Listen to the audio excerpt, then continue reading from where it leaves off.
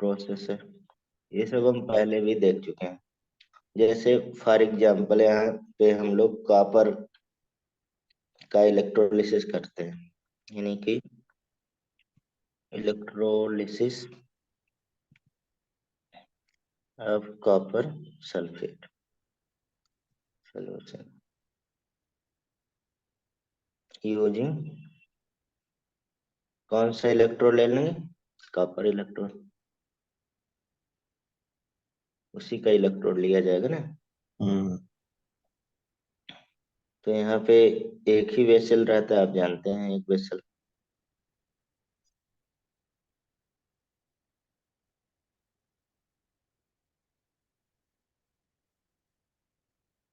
और इसमें मान लीजिए हमने कॉपर का एक, हमें क्या रखना पड़ेगा, एक थिन वायर। और वो क्या है, मतलब हम इलेक्ट्रोलिसिस भी साथ में बता रहे हैं, एक इलेक्ट्रोलाइटिक सेल भी बना रहे हैं, इलेक्ट्रोलिसिस, ठीक है। तो दोनों प्रोसेस, अब तो इलेक्ट्रोलिसिस आता नहीं है, पहले आता था, क्योंकि मेटलर्जी हट गया ना, तो भी नहीं है। तो कॉपर यानी कि सॉलिड रहेगा, इलेक्ट्रोड है, और प्योर रहेगा ये। और ज्यादातर यहाँ पे थिन रॉड रहता है, प्योर थिन रॉड, ठीक, कॉपर का। और एक कह सकते हैं यहाँ पे एग्जाम्पल में, जिसका हमें इलेक्ट्रोलिसिस, इलेक्ट्रोलिसिस प्रोसेस क्या होता है, प्योरिफिकेशन होता है मेटल का, जो 99.9% प्योर बनाता है, ठीक है। ये थिक रॉड, और यही इलेक्ट्रोलाइटिक सेल भी है, लेकिन उसमें थिक और थिन की बात नहीं रहेगी, मतलब इलेक्ट्रोड खत्म नहीं होगा इसमें, इलेक्ट्रोड हम फिनिश कर देंगे, खत्म कर देंगे, ठीक है। तो यहाँ पे क्या लगाना पड़ेगा, अरे कोई भी बैटरी लगानी पड़ेगी नहीं, हम्म। कि नॉन स्पॉन्टेनियस प्रोसेस है, तो बैटरी लगा दिया, सेल लगा दिया, इधर पॉजिटिव साइड होएगा, इधर निगेटिव।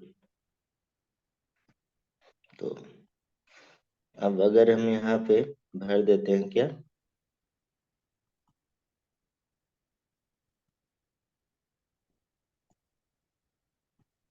इलेक्ट्रोलाइट कॉपर सल्फेट, तो ये प्रोसेस स्टार्ट हो जाएगा, ठीक है। यानी कि इधर हम लोग कह सकते हैं ये थिक रॉड है, और किसका, कॉपर का। और एक क्या कह सकते हैं, इम्प्योर हम लोग लेते हैं ज्यादातर, जैसे ब्लिस्टर कॉपर, ब्लिस्टर कॉपर जानते हैं। डिस्टर्ब ऊपर। हाँ, ब्लिस्टर कॉपर एक इम्प्योर होता है, यानी कितना प्योर होता है, 95.5% प्योर होता है। इम्प्योरिटी इसमें 4.5% होता है। अगर हम इलेक्ट्रोलिसिस करते हैं तो हमें मतलब 99.9% प्योर मिल जाएगा, ये प्रोसेस करते हैं, ठीक है। तो यहाँ पे ये प्रोसेस स्टार्ट हो जाएगा, इसी को हम लोग क्या कहेंगे, इलेक्ट्रोलिसिस कहेंगे। इसमें क्या होगा, ये इम्प्योरिटी से क्या ब्रेक होगा, कॉपर प्लस प्लस ब्रेक होके, इस ठीक है, साइड आ जाएगा प्लस के साइड में। हाँ, इस पे जमा होता जाएगा, ठीक है। तो ये थिक हो जाएगा धीरे धीरे, ये थिन होके खत्म हो जाएगा। लेकिन यहाँ पे जो हम लोग इलेक्ट्रोलिसिस जैसे सेल वगैरह में लगाते हैं, जो रिचार्जेबल सेल है, उसमें तो हमें खत्म करना नहीं होगा, ठीक है। तो पर तो ये हम ऐसे लोग, इस प्योरीफाई करते हैं ये, हाँ तो ये मतलब ये तरीका एफिशिएंट होता है, मतलब जितनी एनर्जी हाँ, लेता है ये। इफिशियंट होता है। और इसमें वही, यहाँ पे आपको इम्प्योरिटी मिलती है, नीचे इम्प्योरिटी मिलेगी ना, हम्म। जो ये एनोड है यहाँ पे, ठीक है, इधर वाला कैथोड है, ठीक। ये नोड के नीचे इम्प्योरिटी मिलती है बहुत सारी, इसमें से इम्प्योरिटी गिरेगी ना, ब्रेक होके नीचे, तो इसको हाँ। बोला जाता है एनोड मड, पहले ये भी पूछा जाता था, एनोड मड। और एनोड मड वैल्यूएबल मटेरियल रहता है, कंटेन कह सकते हैं, कंटेन वैल्यूएबल मेटल। तो इसलिए फैक्ट्री वाले जरूर इलेक्ट्रोलिसिस कराते थे, कुछ वैल्यूएबल मटेरियल मिल जाते हैं, लाइक कह सकते हैं पीटी, प्लेटिनम मिल गया, एजी मिल गया, एयू मिल गया, ठीक है, इस तरह से कार्बन वगैरह तो मिलता है, मैग्नीज वगैरह, ठीक है, गिट्टी से। तो इसलिए एनोड मट की वजह से यहाँ पे कराते हैं, ठीक है, ये ब्रेक होके आएगा। ठीक, तो ये प्रोसेस क्या है एक तरह से। हम्म अभी क्या हो गया, इसे क्या कहेंगे बताइए। या तो हम लोग यहाँ पे क्या कहें इसको, इस कॉम्बिनेशन को इलेक्ट्रोलिटिक सेल कहें, या एंड इलेक्ट्रोलिसिस प्रोसेस, इस फिनोमेना को क्या कहेंगे, इलेक्ट्रोलिसिस कहेंगे, ठीक है। तो ये कॉपर सल्फेट का एक तरह से क्या इलेक्ट्रोलिसिस है। अब इसमें प्यूरिफिकेशन आप कॉपर भी कह सकते हैं इसको, नहीं।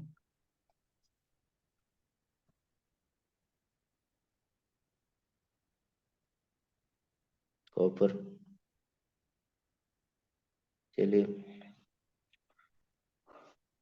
अब यहाँ पे कुछ बातें लिखते फिर आगे बढ़ते हैं। In general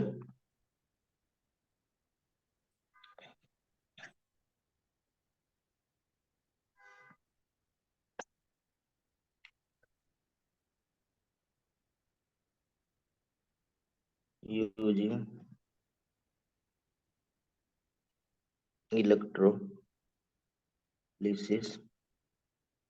of solution of metal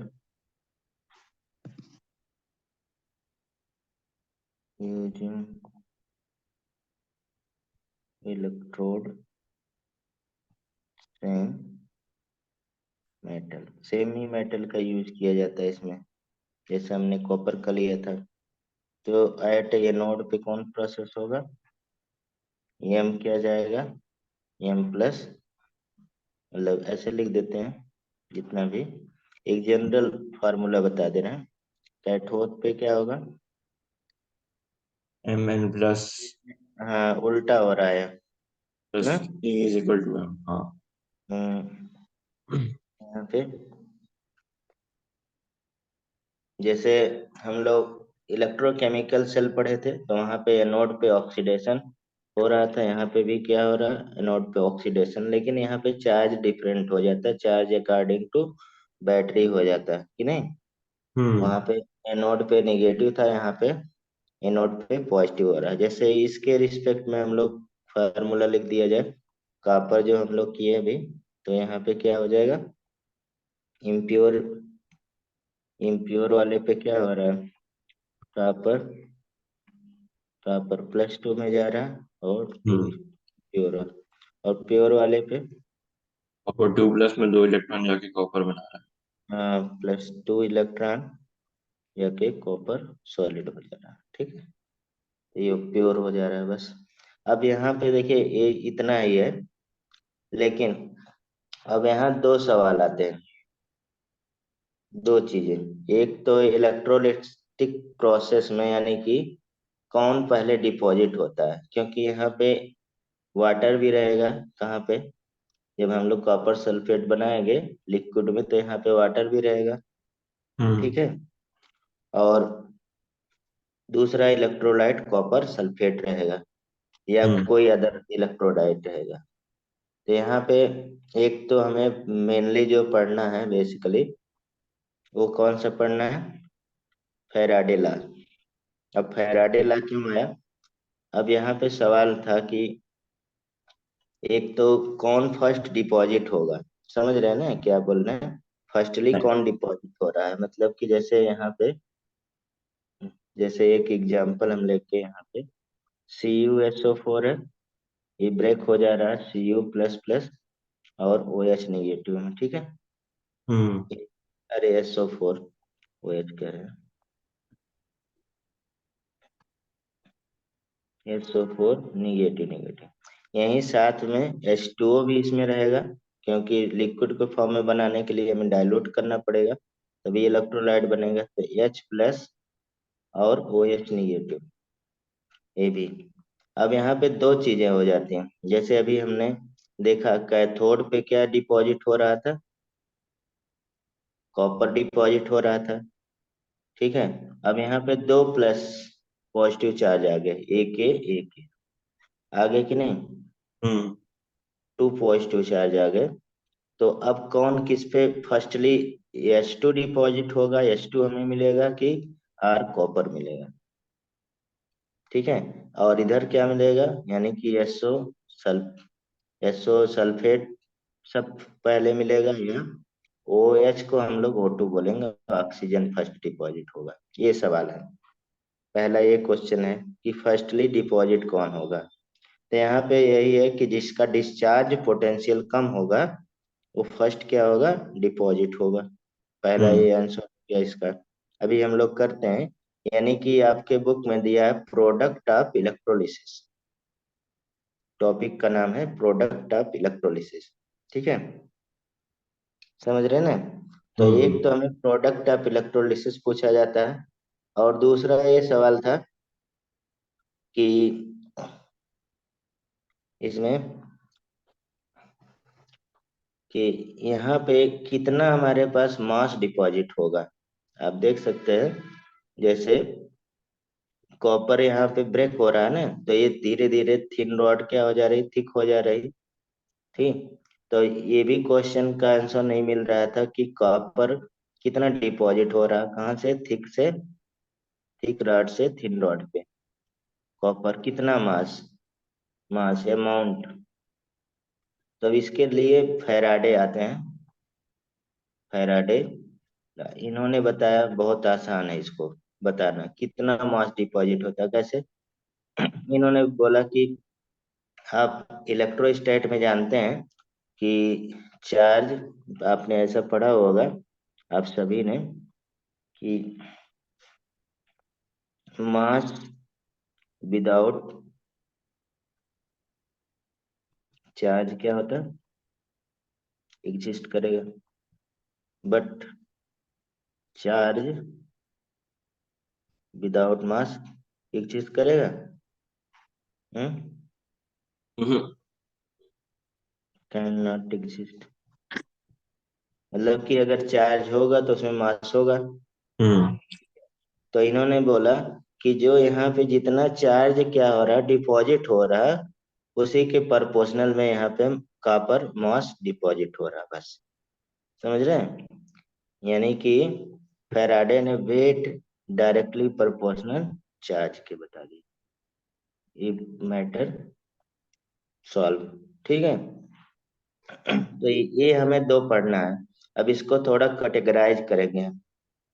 ठीक है, कैटेगराइज कैसे करेंगे कि अब देखिए ये वाला, जो ऊपर वाला हमने प्रोडक्ट ऑफ इलेक्ट्रोलिसिस, जो यहाँ पे प्रोडक्ट ऑफ इलेक्ट्रोलिसिस। अब प्रोडक्ट ऑफ इलेक्ट्रोलिसिस क्या है, एक कौन सा मेथड है बता सकते हैं, एक क्वालिटी बेस्ड मेथड है, नहीं, क्वालिटेटिव एस्पेक्ट ऑफ इलेक्ट्रोलिसिस है,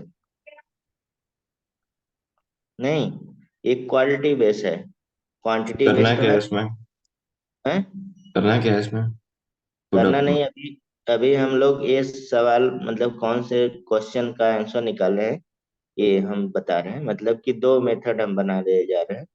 एक तो हमारे पास क्या क्वालिटेटिव मेथड हो गया कि नहीं, ये क्वालिटी बेस हुआ नहीं प्रोडक्ट, कि हम्म। कॉपर डिपॉजिट हो रहा, कि हाइड्रोजन डिपॉजिट हो रहा, कि ऑक्सीजन डिपॉजिट हो रहा। ठीक है, एक क्वालिटी बेस तो हुआ। और यहाँ पे फैराडे लॉ वाले में हमने क्या बोला, ये कौन सा मेथड है, एक क्वांटिटेटिव मेथड है। तो इसको हम समराइज करने के लिए ये बता रहे हैं कि आपको जैसे दो दिमाग में रहे, एक हम लोग यहाँ पे कह सकते हैं इलेक्ट्रोलिटिक प्रोसेस को दो मेथड से हम लोग समझ सकते हैं। एक यहाँ पे क्या हो, quantitative aspect, aspect of electrolysis, यानी कि कह सकते हैं को जो इलेक्ट्रोलिसिक प्रोसेस है, दो तरह का यहाँ पे हम लोग स्टडी कर सकते हैं। ठीक है, तो अब थोड़ा सा ये हम समझाने के लिए बता रहे हैं। अब स्टार्ट करते हैं हम लोग। अब आप बताइए कि इलेक्ट्रोलिसिस क्या है। इलेक्ट्रोलिसिस बताइए। देखिए मैन, सिंपल है। Electricity is passed in aqueous solution, नहीं। हम्म। Solution of an electrolyte in elect क्या बन जाएगा? Electrolytic, medium. Electrolytic cell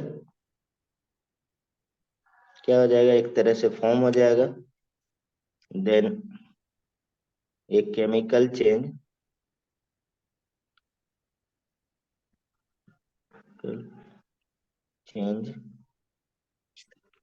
can takes place,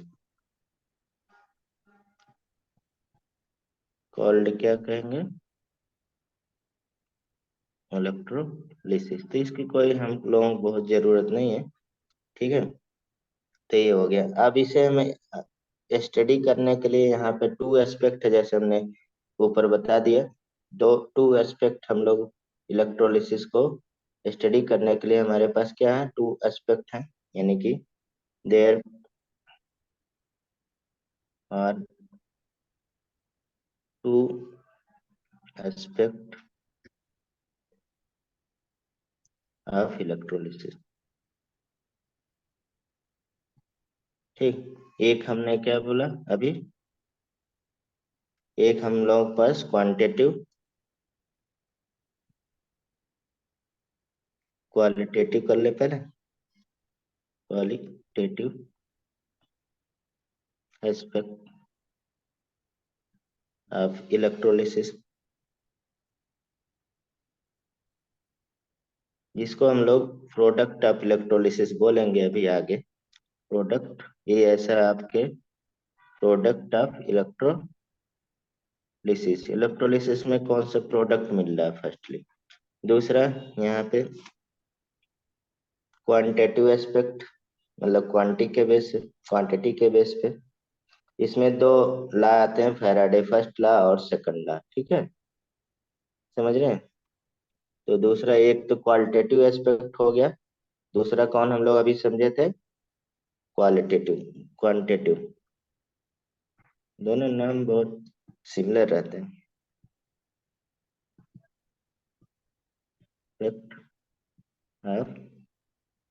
electrolysis, इसमें देखा जाए तो एक्सप्लेन किसने किया? हाँ? फैराडे ने। फैराडे ला हम लोग यहाँ पे पूरा पढ़ेंगे। फैराडेज ला, अगर देखा जाए यहाँ, अगर हम लोग फैराडे ला केवल पढ़ लें तभी काम चल जाता है, लेकिन हम लोग प्रोडक्ट ऑफ इलेक्ट्रोलिसिस भी देखेंगे, ठीक है।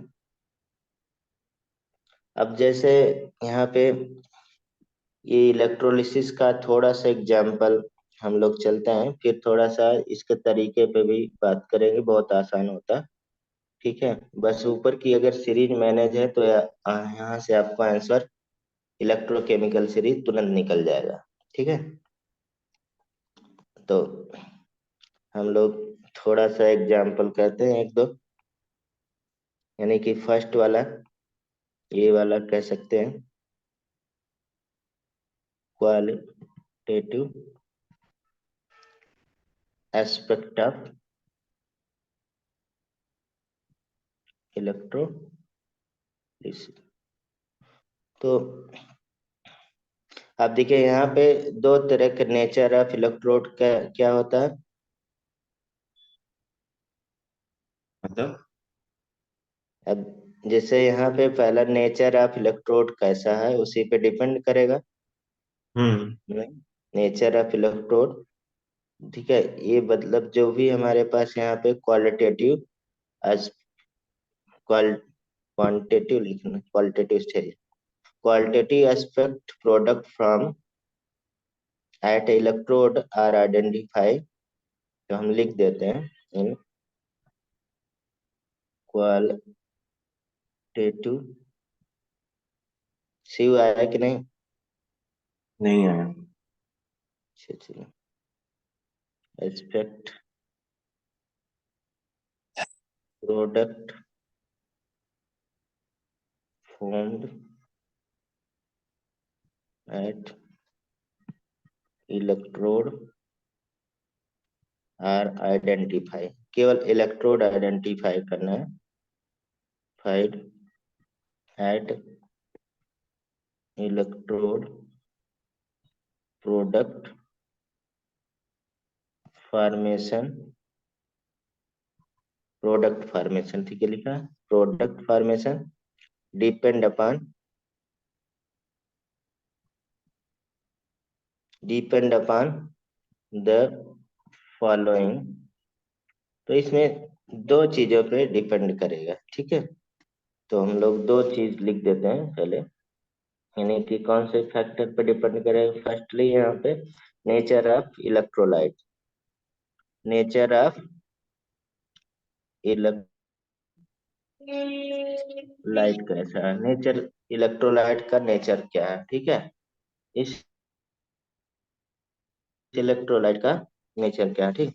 अब नेचर ऑफ इलेक्ट्रोलाइट अगर देखा जाए तो, यानी कि metal strip which current enter is called, जैसे यहाँ पे दो तरह के हमारे पास नेचर है ना, एक एनोड होगा एक कैथोड होगा, ठीक है। यानी कि the metal strip eight which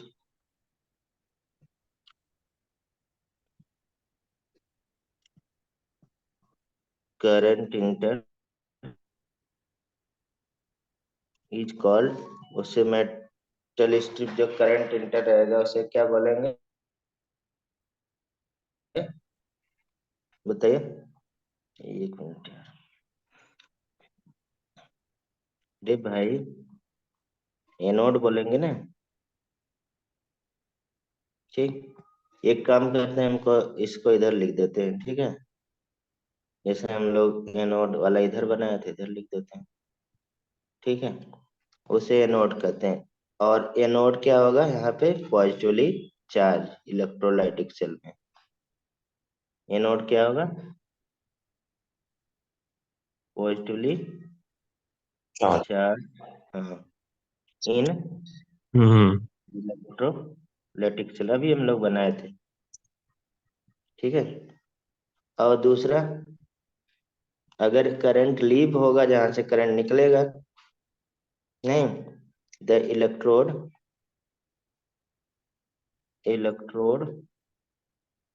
eight which current leave is called, क्या हो जाएगा, कैथोड होगा। हम्म, कैथोड। यानी कि इससे क्या होगा, कैथोड क्या होगा, कैथोड इज अगर निगेटिवली चार्ज। एनोड पॉजिटिव है हम्म, और कैथोड नेगेटिव है तो पॉजिटिव तो नेगेटिव नहीं जाता। हाँ वही तो जाएगा, इसीलिए तो हमने उधर किया। तो टेक्निकली ऐसे नहीं होना चाहिए, पॉजिटिव से लीव कर रहा है और नेगेटिव में एंटर कर रहा है करंट। उल्टा नहीं लिख दिया आपने।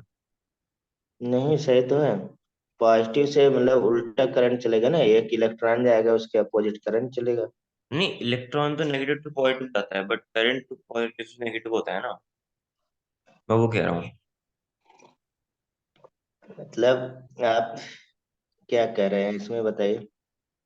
मैं कह रहा हूँ करंट जो होगा कैथोड हम्म, से एनोड जाएगा। हाँ, नहीं नहीं, यहाँ पे बताइए किधर जाएगा करंट, तब एनोड हम होगा ना बता। पॉजिटिव। हैं, अब एक देखिए, सेकेंड। एनोड यहाँ पे एनोड निगेटिव है, मतलब एनोड यहाँ पे पॉजिटिव आएगा, ठीक है। अभी हमने पढ़ा एक कैथोड निगेटिव आएगा, ठीक है। और वहां पे एनोड क्या पर ये होता था, निगेटिव। उल्टा नहीं होना चाहिए अगर ये उससे कनेक्टेड है तो। अगर नहीं कैथोड तो पॉजिटिव। बैटरी, बैटरी है उसकी, ये हम बैटरी की बात किए हैं। ये बैटरी का मतलब पॉजिटिव टर्मिनल नेगेटिव की तरफ जोड़ेंगे, और निगेटिव पॉजिटिव उल्टा ही तो जोड़ेंगे भाई। हम्म। सीधा ये पॉजिटिव होता है, ये नेगेटिव जो बड़ी लाइन खींचा जाता है पॉजिटिव होता है, छोटी line negative. Terminal of the battery बोला जाता है, यही बोला जाता है ना। अब सही है ना। Yes sir. हम्म। तो यहाँ पे देखिए, नीचे बहुत सारे रूल रेगुलेशन होते हैं। ठीक है, हम लोग रूल रेगुलेशन ज्यादा नहीं पढ़ने वाले हैं। अब हम लोग डायरेक्ट रिजल्ट निकालते हैं, कौन किस पे जाएगा। ठीक है, समझ रहे हैं। तो यहाँ पे कुछ क्वेश्चन कर लेंगे अभी, हम लोग दिमाग में ये फिट हो जाएगा। ठीक। तो आप देखिए यहाँ पे सबसे पहला, electrolysis always occur at electrode only.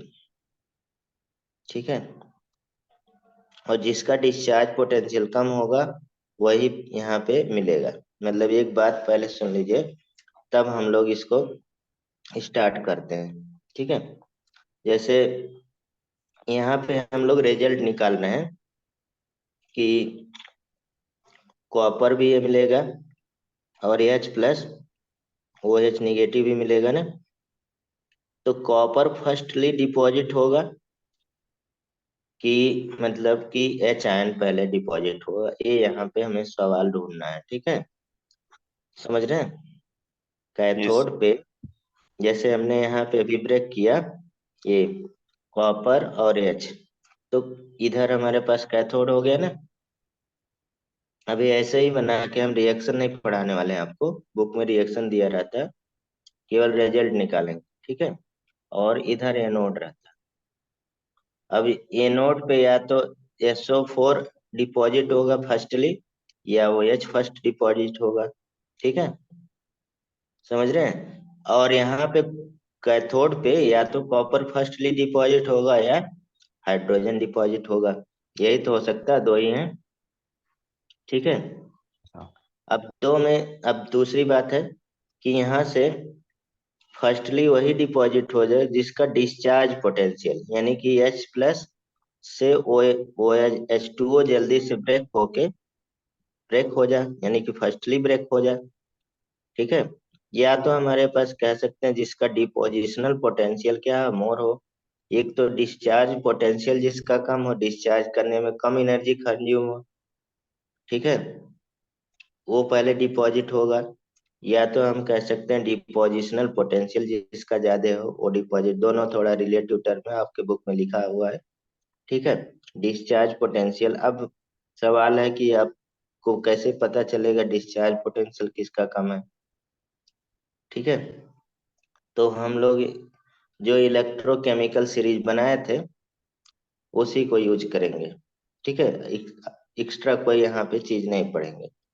ठीक है, जैसे यहाँ पे पहले फर्स्टली हम लोग किसका रिजल्ट निकाला जाए, कॉपर वाले का, तब हम लोग फिर आगे चलते हैं। ठीक है, एक दो निकालते हैं फिर आगे चलते हैं। आप बताइएगा कैथोड पे क्या डिपॉजिट होगा, एनोड पे क्या डिपॉजिट होगा। ठीक है,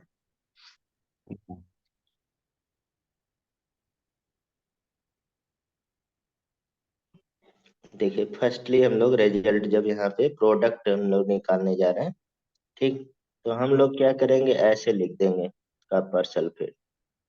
ठीक, या आप मतलब ऐसे भी लिख सकते हैं, एक्स्ट्रा टाइम नहीं कंज्यूम करना है। कॉपर प्लस प्लस में तुरंत, और यहाँ पे SO4 निगेटिव निगेटिव में। ठीक, और एच आयन और प्लस ओ एच एन, ऐसे आप लिख लेंगे। बस आपको क्या करना है, डिस्चार्ज पोटेंशियल पता करना है। इधर कैथोड हो गया, ठीक है, इधर एनोड हो गया, जो आंसर रहेगा वही हमें निकालना। अब यहाँ पे सवाल है कि कॉपर डिपॉजिट होगा कि H2 हाइड्रोजन गैस निकलेगी, एक तरह से डिपॉजिट होगा। तो पहले जिसका शायद H2 होना डिस्चार्ज, चाहिए।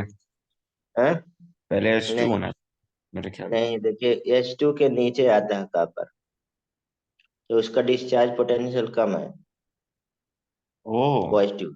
हाँ, इलेक्ट्रोकेमिकल सीरीज में H2 के जस्ट नीचे आता है ना। अच्छा, तो मतलब कॉपर बनेगा हाँ, पहले। हाँ, तो यहाँ पे at a cathode reduction copper will be preferred over reduction of water. It standard potential क्या होगा, is more than water.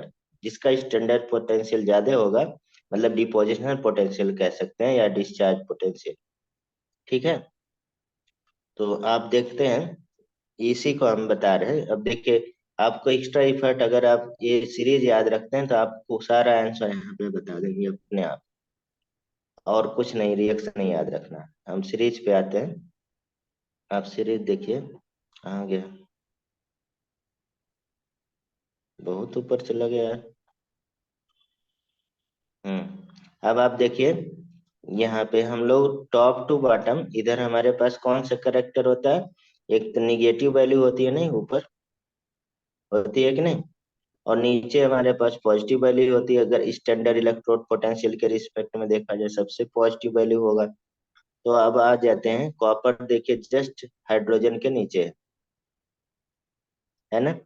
हम्म। और अगर देखा जाए इलेक्ट्रोकेमिकल सीरीज में, वाटर यहाँ पे बीच में कहीं पे रख सकते हैं आप। मैंने जानबूझ के उधर नहीं रखा था कि आपको थोड़ा एक्स्ट्रा लगेगा। जैसे यहाँ पे सीरीज में वाटर का डिस्चार्ज पोटेंशियल, ये जिंक कहाँ गया, जिंक के जस्ट ऊपर रखते हैं वाटर, वाटर का भी इसी के ऊपर। ठीक है, तो अब जो जिसका डिस्चार्ज पोटेंशियल कम होगा, या मतलब डिपोजिशनल पोटेंशियल, उसे फर्स्टली यहाँ पे मिलेगा। ठीक है, समझ रहे हैं ना, तो वही यस। हमारे पास आंसर हो जाएगा। ठीक, अब सवाल है दूसरा, दूसरे पे आते हैं।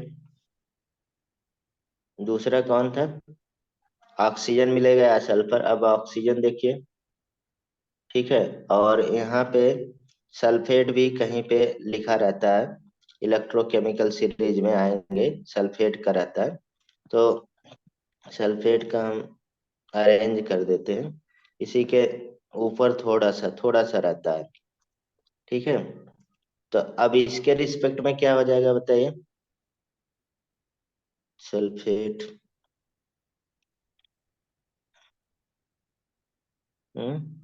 यहीं पे कहीं सल्फेट का रहता है, और सल्फ ऑक्सीजन के आसपास ही होता है। ठीक है, इसको चेक कर लेंगे। इसमें बताइए अब क्या होगा आर्यन, नीचे अब चलते हैं ना।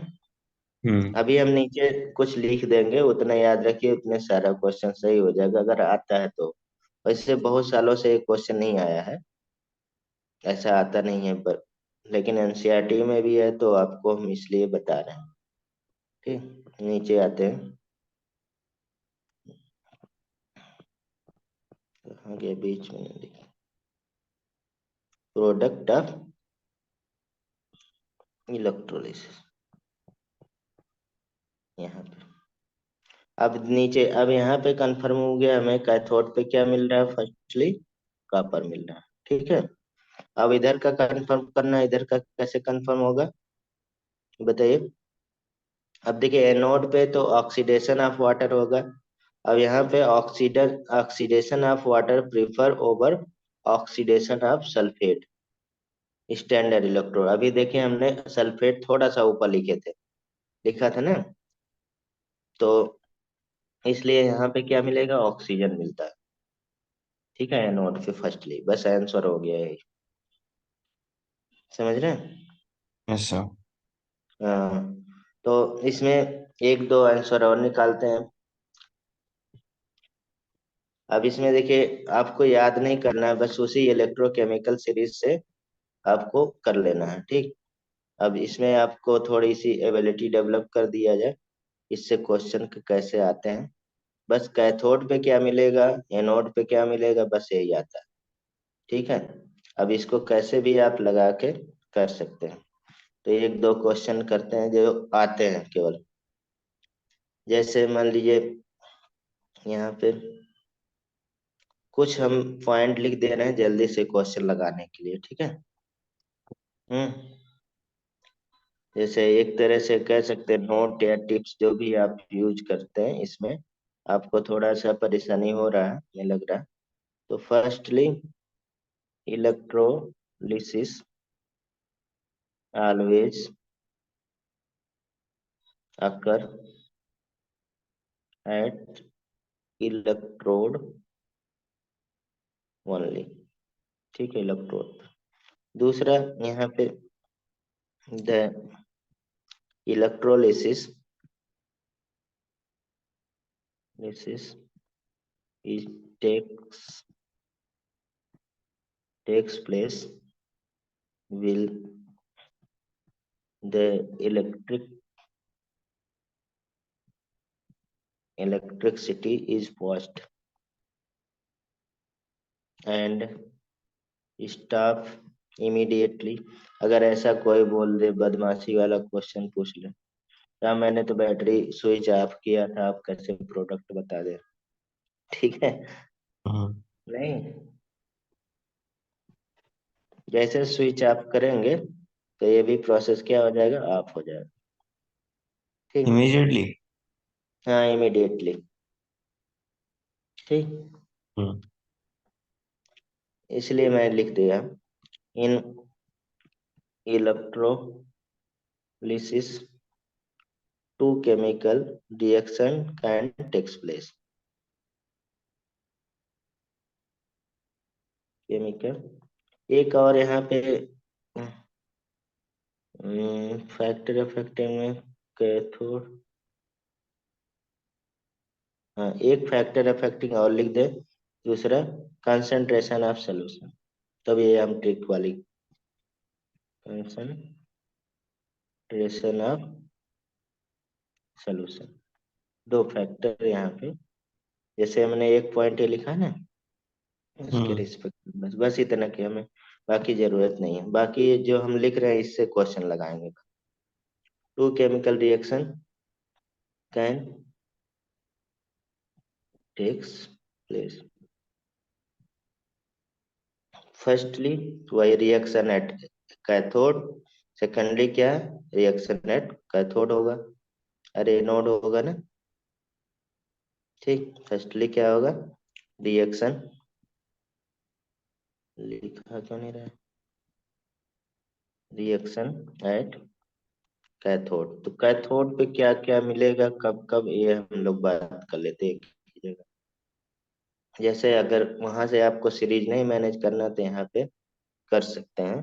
ठीक है, तो इसमें कुछ कैटेगराइज कर दें। If lithium plus potassium plus barium plus strontium हो गया, एलिशियम plus sodium plus magnesium plus, ये जितने क्वेश्चन आया उसके अकॉर्डिंग हम यहाँ पे ये लिख रहे हैं। ठीक है, मैग्नीज प्लस कैटायन, अगर इतने कैटायन आर प्रेजेंट इन कहाँ पे, वाटर। ठीक है, then never reduced at cathode. ठीक, अब आपके लिए आसान होगा ना ये, अगर याद रख रहे हैं तो so water will reduce at cathode. अब सारा आंसर निकल जाएगा। ठीक है, सो ये एक तरह से याद करना, डायरेक्ट आप देखिए तुरंत आंसर, वाटर विल रिड्यूस। अब यहाँ पे हम ये नहीं बता रहे हैं कि मतलब डिस्चार्ज पोटेंशियल किसका, इलेक्ट्रोकेमिकल सीरीज याद कर दिए। अगर इतना है तो आप मतलब आंसर में क्या लिखेंगे, हमें H2O मिलेगा। ठीक है, इसी देखिए H2 के ऊपर वाले ही हमने एलिमेंट को लिखा है ना, एक तरह से ऐसा। H2O। अब देखिए ये ब्रेक होके क्या मिलेगा, H2O गैस, ये वाली कहाँ पे, कैथोड पे फर्स्टली डिपॉजिट हो जाएगा। ठीक है, बस ये आंसर हो गया। अब देखिए इसमें अदर आयन में, जैसे अदर इनके सभी हम लोग कॉपर पढ़े, जिंक पढ़ेंगे, वो सब क्या होगा, डिपॉजिट हो जाएगा पहले। In case of other ions like zinc plus, जो नीचे वाले जिंक 1+, तो 2 वाला नहीं, 2 वाला तो ऊपर हो जाएगा 1, या कॉपर +2 वाला था नहीं, देन कैटायन गेट क्या होगा, रिड्यूस एट कैथोड। अभी थोड़ी देर पहले किया नहीं। अब सोल्यूशन वाला इफेक्ट थोड़ा बहुत देख लेते हैं। सी वाला, in acidic medium with sufficient concentration,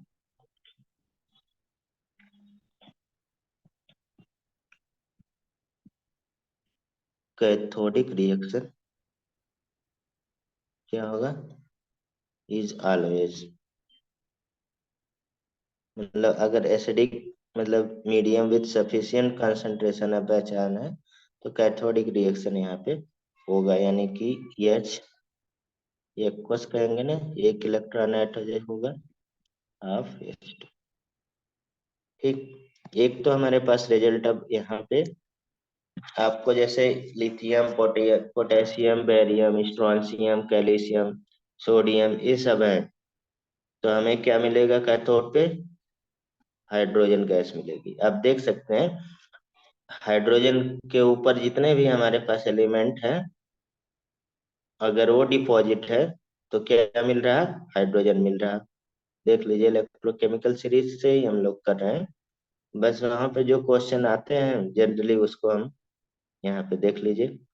इसके ऊपर जो भी हमने लिखा है सारा ऊपर वाला ही लिखा है, ठीक है। हम्म। तो दूसरा क्या हो जाए, रिएक्शन एट एनोड पे कैसे निकालेंगे। यहाँ थोड़ा सा इलेक्ट्रोकेमिकल सीरीज भी कम ही आता है, तो कहाँ गया,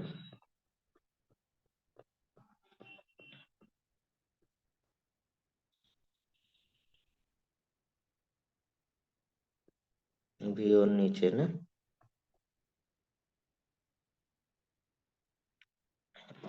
अब दूसरा,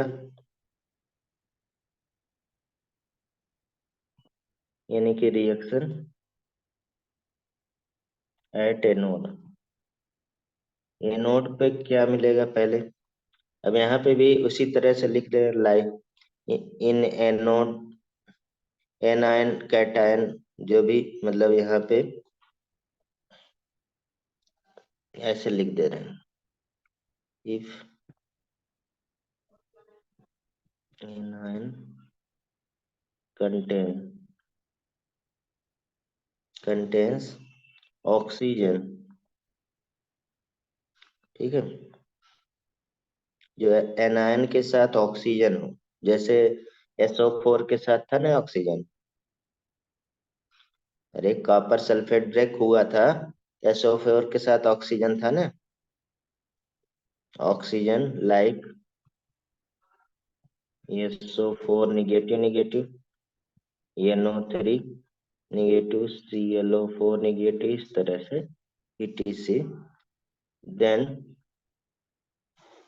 it never oxidized at anode, so H2O will oxidise होगा। अभी जैसे ऑक्सीजन हमने रिजल्ट निकाला था कॉपर सल्फेट में, तो ऑक्सीडाइज कौन होगा, ऑक्सीजन। इसमें ब्रेक हो जाएगा, जैसे 2H2O 4 इलेक्ट्रॉन और O2 मिल जाएगा हमें, कहाँ पे, एनोड पे। अब दूसरा देखिए, एक हमने किया कि अगर एनायन कंटेन ऑक्सीजन हो तो, दूसरा हो जाएगा अगर एनायन के पास ऑक्सीजन नहीं हो तो क्या करेंगे, if anion have no oxygen, no oxygen, then it get oxidised at क्या हो जाएगा, एनोड, नॉट H2O बस। ठीक है, यहाँ पे एक एक्सेप्शन है, एक्सेप्शन या फिर निगेटिव एक्वस के लिए। ठीक है, which never oxidised in presence of H2O।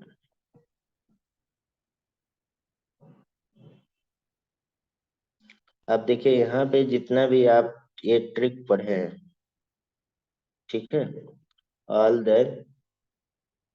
Above tips trick जो नोट्स हमने पढ़ा है, नोट्स, ठीक है, आर अप्लीकेबल तभी होगा,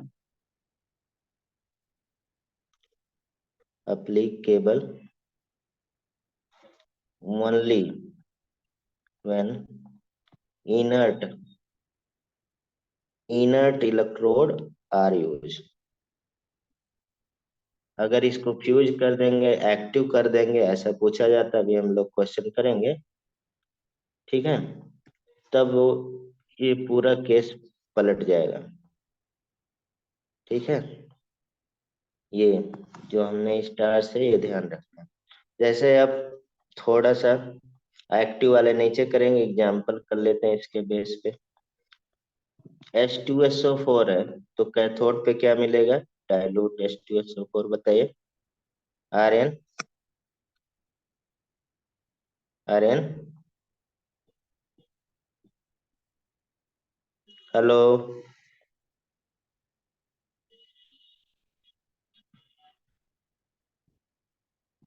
हेलो,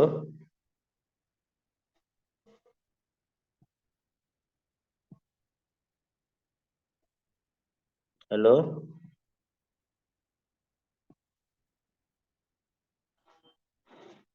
हेलो,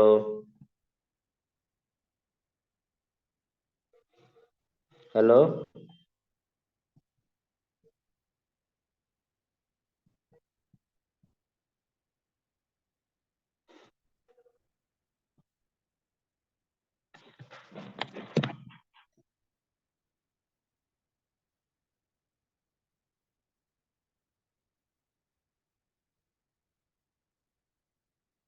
हेलो,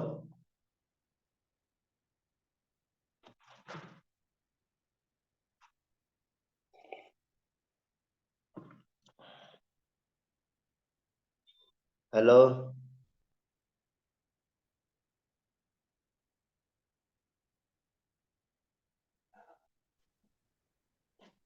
हेलो। हाँ आर्यन, सर आपको आवाज नहीं आ रही थी क्या मेरी?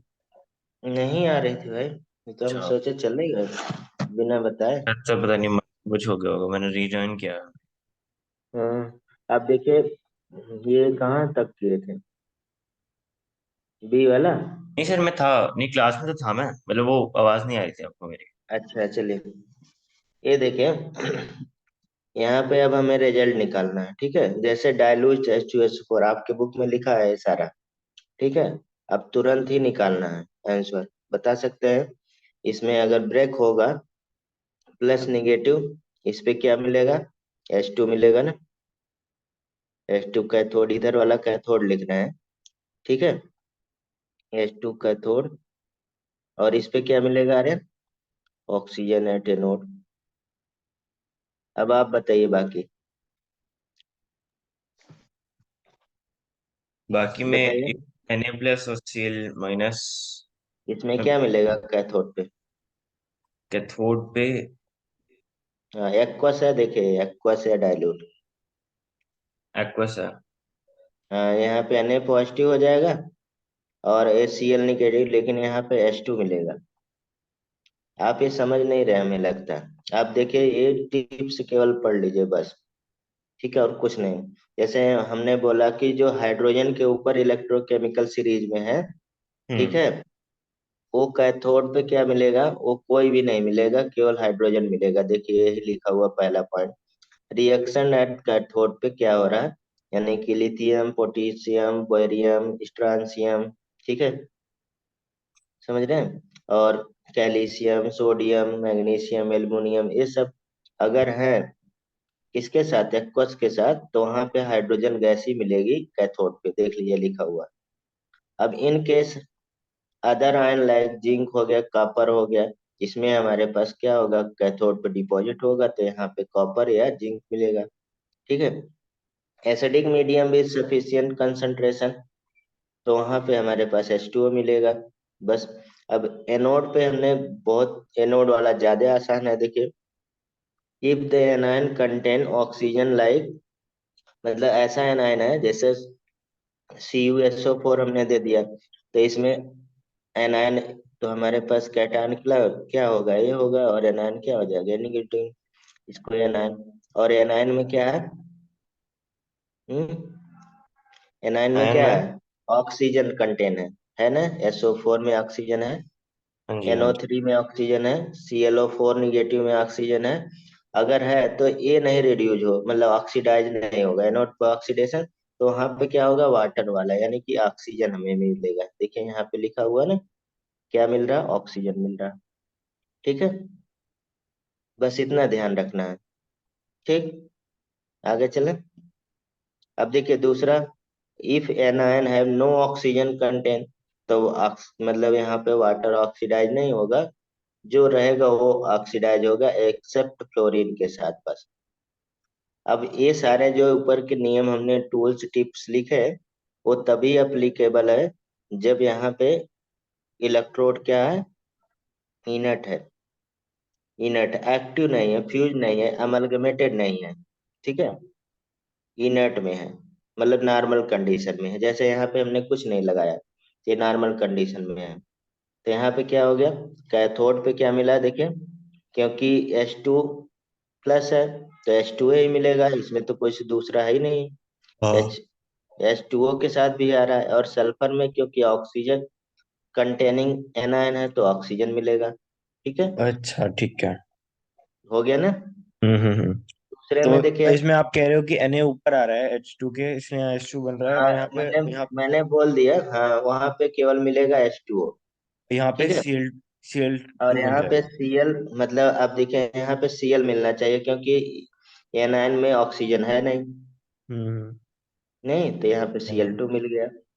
ठीक, यही रिजल्ट, बस यही आंसर हो जाता है।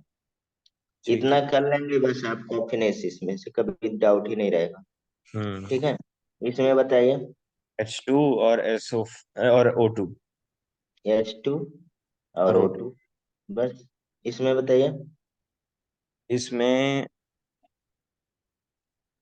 इसमें H2 हम्म। और H2, हम्म। इसमें भी हाँ, H2। इसमें हाँ, दोनों तरफ है H2। ये अच्छा। निगेटिव में आ रहा है ना, पॉजिटिव में आ रहा है ना।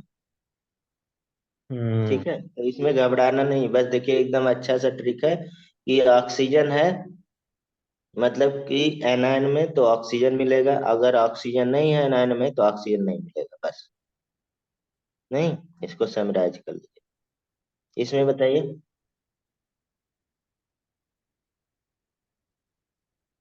इसमें अब देखिए इसमें Ag मिलेगा, क्यों, क्योंकि ऑक्सीजन हाइड्रोजन के नीचे होता है, हमने देखिए इसमें लिखा ही नहीं है Ag का। देख लीजिए, इतने के साथ हाइड्रोजन मिलेगा, ऐसे याद रख लीजिएगा, बाकी के साथ मतलब जो रहेगा वो मिलेगा। ठीक है, हम्म। और इलेक्ट्रोकेमिकल सीरीज में देखेंगे हाइड्रोजन के नीचे आता है Ag, आता है ना, थोड़ा बहुत याद होगा। यहाँ पे Ag सॉलिड मिल जाएगा कैथोड पे। यहाँ पे क्या मिल जाएगा, क्योंकि NO3 में ऑक्सीजन है, तो ऑक्सीजन मिल ऑक्सीजन जाएगा। मिल जाएगा। ठीक है, इसमें बताइए। फिर इसमें पोटाशियम इसमें और H2 मिल और जाएगा। H2 मिल जाएगा ना, पोटेशियम तो ऊपर होता है हाँ। काफी। और हम्म। इधर क्या हो जाएगा, I2 I2। मिल जाएगा। बस आंसर हो गया। इसमें अभी आपने किया था, इसका बता दीजिए फिर से। इसका Cu और O2। Cu हो गया और O2, बस देखिए आसान हो गया ना। अब आप यही पॉइंट एक दो बार पढ़ लीजिएगा, आपका क्वेश्चन इसमें इतने सारे हमने क्वेश्चन लगा दिए। अब इसमें सवाल है कि ये वाला चीज का इनर्ट और एक्टिव वाली बात क्या है। ठीक है, तो हम अलग से यहाँ पे ये वाला कर दे रहे हैं। ठीक, यानी कि एक्टिव, अगर इलेक्ट्रोड को एक्टिव कर दे रहे हैं तो क्या होगा, एक्टिव इलेक्ट्रोड। ठीक, when metal of salt and metal of electrode are same. ठीक है, तो मतलब in case of active electrode, oxidation of anode is takes place itself. ठीक है, ये पॉइंट है। अब इसमें देखिए पॉइंट में जो भी हमारे पास, जैसे हम लोग NaCl का लेते हैं, अभी हम लोग NaCl का लिए थे एक्वस में। जब अमलगमेटेड ले लेंगे तो वो चेंज हो जाएगा वैल्यू। ठीक है, अभी हम लोग करते हैं, जैसे एग्जांपल इसमें ले लेते हैं, जैसे एक्वस Na NO3, अभी हमने निकाला NaNO3 ने लीजिए, AgNO3 का भी निकाला था ना थोड़ी देर पहले, तो AgNO3 ले लेते हैं। किसी का भी आपको ये, जैसे ऑर्गेनिक में कोई भी आप ले लिए दिमाग में, उसका रिजल्ट निकाल ऐसे यहाँ पे निकाल सकते हैं अपने से। AgNO3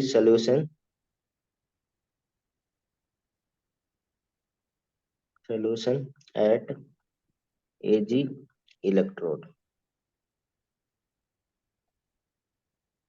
ठीक, तो यहाँ पे क्या हो जाएगा, यानी कि कैथोडिक रिएक्शन, अगर रिएक्शन के रूप में Ag, देखिए रिएक्शन नहीं याद रखना है यहाँ पे। ठीक, बस हम बता रहे हैं Ag सॉलिड, एनोड पे क्या रिएक्शन हो जाएगा, Ag सॉलिड, और यही हमने ऊपर भी लिखा था Ag प्लस और एक्वस, यानी कि यूज इन इलेक्ट्रोलाइटिक प्यूरिफिकेशन और रिफाइनिंग ऑफ मेटल, यूज ही किया जाता है, यूज इन इलेक्ट्रोलाइटिक प्यूरिफिकेशन और रिफाइनरी, ये शायद ऊपर लिखा था मैंने, रिफाइनिंग ऑफ मेटल। चलिए, अब यहाँ पे loss of weight of anode equal to gain in weight of cathode, ये भी हम लोग थोड़ी बात किए थे। Weight of anode equal to gain in weight of cathode.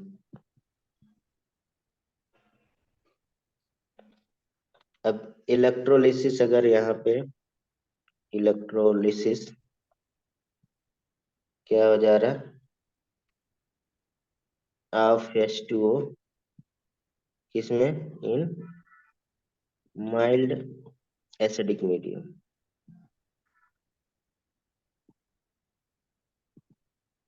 तो क्या हो जाएगा, यहाँ पे इसके रिएक्शन जो एसिडिक मीडियम में हो, 2H2O -2 -4 दिए थे ना ऊपर, 4 इलेक्ट्रॉन O2 प्लस 4H आए, और कैथोड पे क्या हो जाएगा, यानी कि 2H2O प्लस 2 इलेक्ट्रॉन और H2 प्लस 2OH। अब इसमें अगर हमें इलेक्ट्रॉन कैंसिल करा, 2 से मल्टीप्लाई करना पड़ेगा ना, तभी होगा ये कैंसिल। तो कितना हो गया, 6H2O और O2 plus 2H2 plus 4H2। तो इसमें ये क्वेश्चन आप हमसे पूछते, हमने लिख दिया अभी, वो एक्टिव मेटल वाला रिजल्ट भी बता दे रहे हैं। H2O, जैसे अब यहाँ पे 2 मोल है ना, 2 मोल, 4 मोल ऑफ इलेक्ट्रॉन, कहाँ पे 3 मोल बना रहा है ना ये दोनों मिला के। तो 36 ग्राम कितना हो जाएगा रे, 67.2 लीटर। अब गैस हो जाएगा ना, मोल कॉन्सेप्ट याद रखिए। जैसे एक क्वेश्चन इस पे लगा लेते हैं तब इसको समझ में आएगा आपको। जैसे volume of gaseous obtain by the electrolysis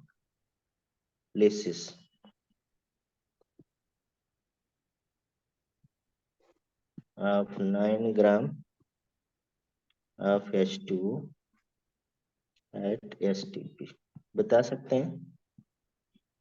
मूल कॉन्सेप्ट पढ़ लिया पूरा, बताइए आंसर। देखिए अभी हमने लिख दिया ऊपर, वही वैल्यू है, यानी कि 36 ग्राम पे कितना मिल रहा है, 67.2। तो 1 ग्राम पे कितना हो जाएगा, बताइए। हम्म। 67 सर पॉइंट वैसे 9 ग्राम पे, बताइए। 9 ग्राम पे पूछ रहा है ना, तो आप 9 बोलिए। कर देंगे। हाँ बस, 1 ग्राम का निकल गया तो 9 ग्राम कर दीजिए। बताइए, ये क्वेश्चन आया हुआ है इसलिए हमने यहाँ पे लगवा दिया। आप कुछ बोल रहे थे। सर देखो, अगर जैसे 36 ग्राम मतलब 1 मोल हुआ ना ये तो, O2 का। हाँ तो 1 मोल में कितना होता है, 22.4 होता है ना। तो 3 मोल हाँ, में क्या कितना हो जाएगा, 22.4, तो यहाँ 67 पॉइंट। 67.2 तो आया 3 मोल में। तो 1 मोल गैस कितना, मतलब 1 लीटर में कितना, इतना होता है ना, 22.4 लीटर। हमने 3 से मल्टीप्लाई क्यों किया? 3 से 3 मोल यहाँ पे बन रहा है ना, 1 मोल इसका और ये 2 मोल बन रहा है, इधर 2 मोल अच्छा, था। ठीक है, ठीक। ठीक है, ठीक है। बस यही तो किया। तो ये आंसर आ गया। ये क्वेश्चन ये PMT में आया था तो हमने लगा, यहाँ पे जो हम कर रहे थे उस पे तो भटक गए।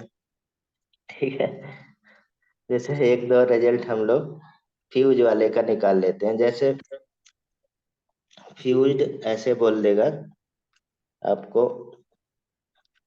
NaCl का ज्यादा पूछता है तो उसको हम लोग फ्यूज या एमालगमेटेड का कर लेते हैं। ठीक है, NaCl का, यानी कि एक्टिव एक्टिव इलेक्ट्रोड ना, यहाँ पे क्या लिखे थे हमने, हेडिंग Rn, एक्टिव इलेक्ट्रोड ना। ऐसा। अगर इलेक्ट्रोड एक्टिव पहले से कर देता है, एक्टिव एक्टिव इलेक्ट्रोड मतलब जैसे अभी ऊपर भी लिखा था हमने, तो इसको अमलगमेटेड,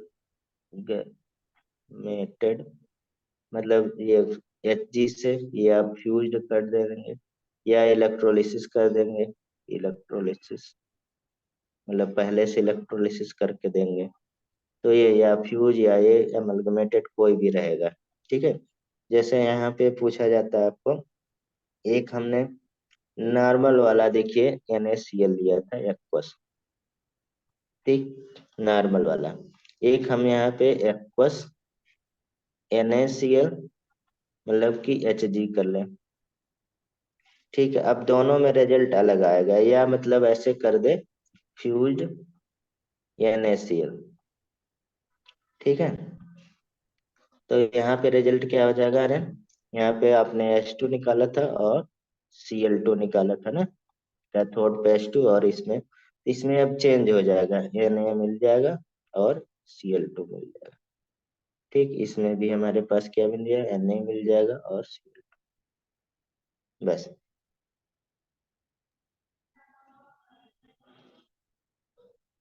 ठीक है। नहीं आया समझ में सर। अरे भाई जैसे फ्यूज्ड कर देंगे तो उसका रिजल्ट क्या हो जाएगा? मतलब कि अमलगमेटेड कर देते हैं या एक्टिवेटेड कर देते हैं तो रिजल्ट चेंज हो जाता है। अच्छा मतलब जो होगा वही बनेगा। हाँ मतलब कि वही बनेगा। उसी को बनाने के लिए या थोड़ा सा इसमें हम लोग ये कर सकते हैं जैसे कि अगर CuO4 होता तो हाँ CO और ये SO4 बन ये जाता। चेंज कर देते हैं इधर वाला। दोनों बदल जाएगा ना। O2 और इधर क्या मिल जाएगा? O2। मतलब इसका रिवर्स जो हमें मिल रहा था उसका रिवर्स मिलेगा ऐसा। रिवर्स हो रहेगा। हाँ पूरा रिवर्स कर दीजिएगा। अगर मतलब कि ऐसा पूछता है तो ऐसा आपके एनसीईआरटी में क्वेश्चन तो आपने दिया वो है CL कि वाला गलत लिखा था कहाँ पे। हाँ पहले वो आपने। गलत। हाँ वो गलत लिखा गया था। इसमें दोनों चेंज हो जाएगा। आपके बुक में है। आप एक बार इसको प्लीज रीड कर लीजिएगा। ठीक है हम नेक्स्ट टॉपिक पे आते हैं। एक ही टॉपिक पे रह गए। ठीक। तो इसमें देखिए दूसरा हमारे पास क्या है?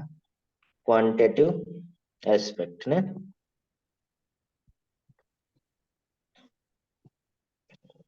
क्वांटिटेटिव एस्पेक्ट जो हमने ऊपर आपको बताया था क्यों आ रहा आप इलेक्ट्रोलिसिस।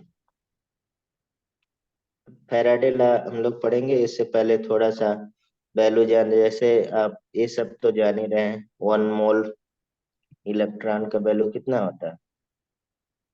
हम्म। एवोगैड्रो नंबर के तो बराबर होगा ना। ये तो होगा। इलेक्ट्रॉन है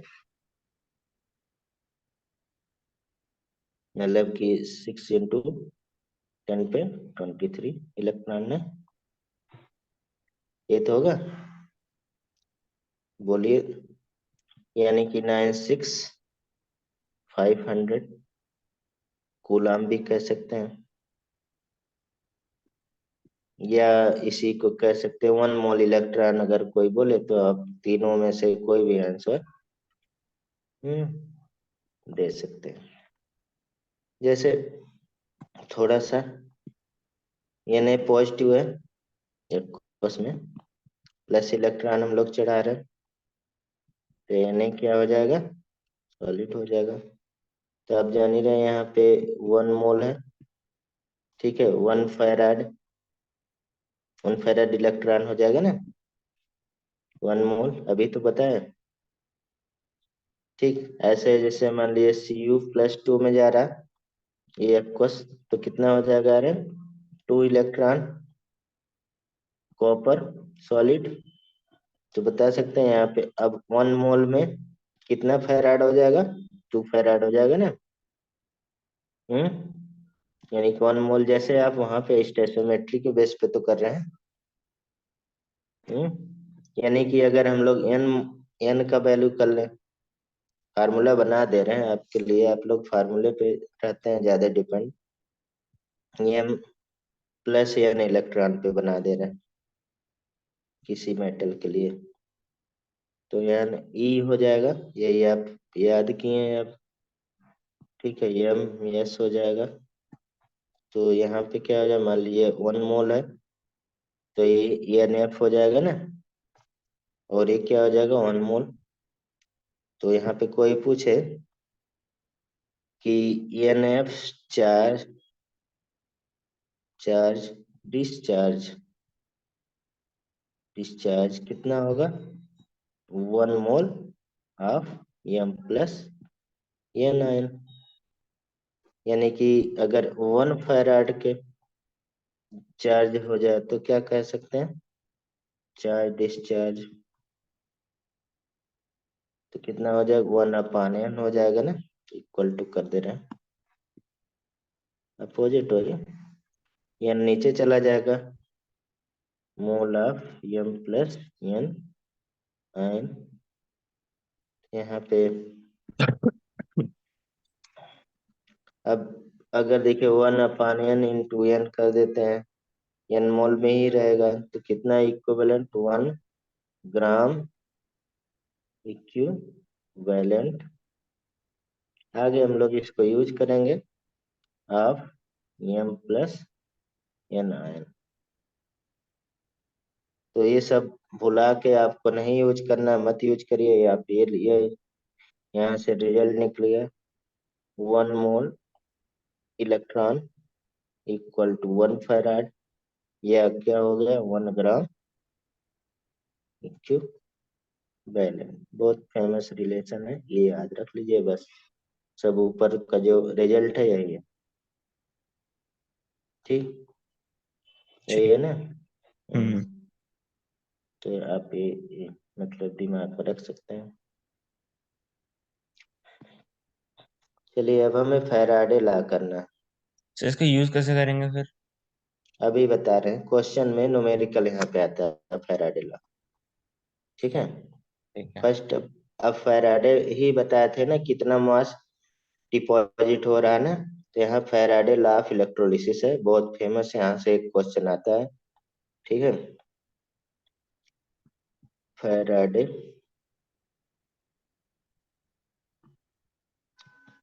लॉ ऑफ इलेक्ट्रोलिसिस।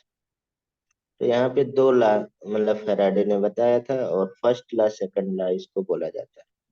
पहला फर्स्ट लॉ ऑफ इलेक्ट्रोलिसिस, मतलब फैराडे फर्स्ट लॉ जनरली बोल देते हैं, फैराडे, ठीक है, फर्स्ट लॉ। ऐसा कुछ नहीं। फैराडे फर्स्ट लॉ क्या हो गया, वही जो हमने बताया था, amount of substance deposit or liberated at an electrode directly proportional to amount of charge passes through solution. अभी थोड़ी देर पहले डब्ल्यू प्रोपोर्शनलिटी क्यू लिखे थे ना। हम्म। वही amount of substance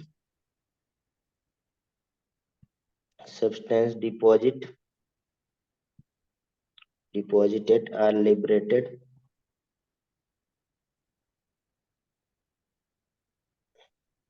at an electrode is directly proportional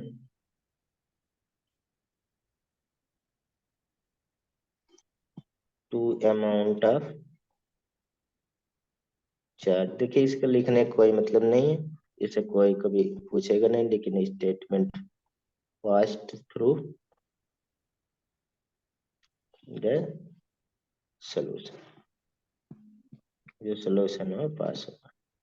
तो यहाँ पे बस रिलेशन आपको आना चाहिए, यानी कि डब्लू वेट डायरेक्टली प्रोपोर्शनल, क्यों लिख देते हैं कोई कोई ये बुक में डब्लू डायरेक्टली प्रोपोर्शनल बड़ा क्यों लिख देते हैं, जैसा भी आपको अच्छा लगे वो लिखिए, ठीक है।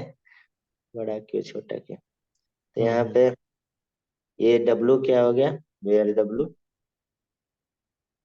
वही अमाउंट ऑफ सब्सटेंस डिपॉजिट या लिबरेटेड, नहीं, अमाउंट या वेट ऑफ सब्सटेंस डिपॉजिटेड और लिबरेटेड। और क्यू क्या हो गया, चार्ज, क्यू तो पढ़ते आए हैं चार्ज, और चार्ज किस में होता है, इन कूलम में ना। हम्म। हम्म, तो यहाँ पे W इक्वल टू क्या हो जाएगा, प्रोपोर्शनलिटी हटाते हैं तो ये हम लोग जेड क्यू लिख सकते हैं, ठीक है। जेड क्या है बता सकते हैं, इलेक्ट्रो केमिकल इक्विवेलेंस या प्रोपोर्शनलिटी कांस्टेंट, लेकिन इलेक्ट्रोकेमिकल इक्विवेलेंट बोला जाता है, ठीक है, इलेक्ट्रोकेमिकल इक्विवेलेंट, ठीक। यानी कि इलेक्ट्रोकेमिकल इक्विवेलेंट को आपको अगर डिफाइन करना है तो आप कर सकते हैं, अगर हमारे पास Q इक्वल टू 1 कूलम हो जाए, हम्म, तो क्या हो जाएगा, Z इक्वल टू डब्लू हो जाएगा, या डब्लू इक्वल टू जेड कह सकते हैं। तो 10 amount of substance deposited or liberated by 1 coulomb. Full coulomb charge is equal to, या इज कॉल्ड क्या कहेगा, इलेक्ट्रो केमिकल इक्विवेलेंट। बस। तो यहाँ पे और भी इसको लिबरेट कर सकते हैं, आगे बढ़ा सकते हैं ना। यस, हाँ जैसे सर, हाँ। तो डब्ल्यू इक्वल टू हम लोग पढ़े थे जेड क्यू। तो क्यू इक्वल टू क्या होता है, I T, current into times हो जाएगा ना।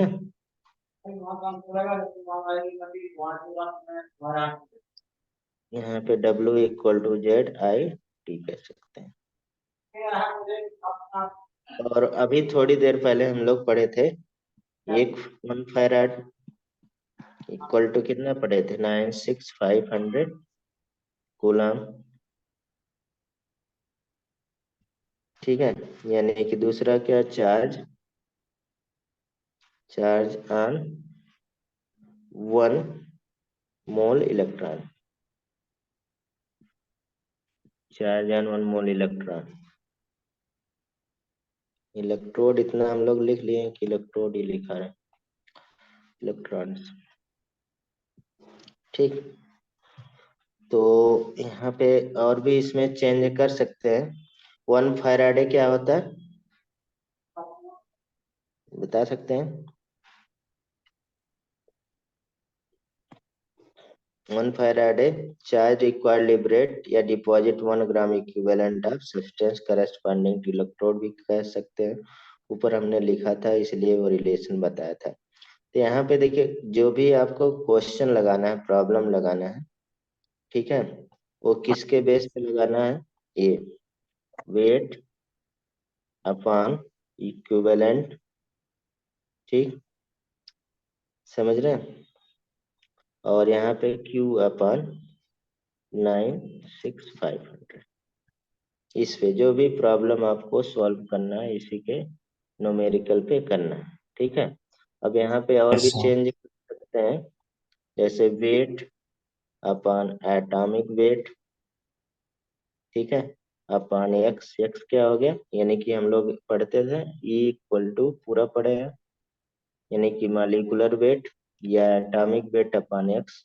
वही हम यहाँ पे वैल्यू पुट कर दे रहे हैं। ठीक।